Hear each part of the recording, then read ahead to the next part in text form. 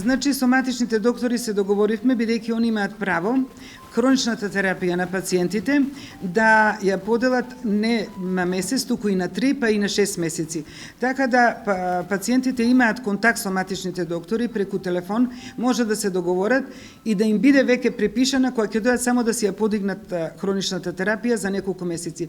И пак апелирам, значи сите хронични болни или болни кои што навистина немаат потреба или за мала ситна температура, за почеток на некоја болест, преку телефон прво да се консултираат.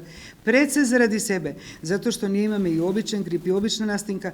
Ако се накалеме и некој вирус, да не дај Боже, корона, може да биде фатална. Заради нивна сигурност, не заради наша сигурност.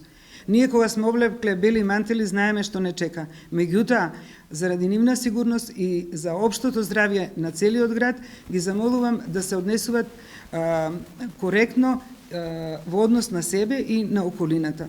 Значи, матичните се спремни да им пишуваат терапија за 3 до 6 месеци. Проблем се овие 2 месеци.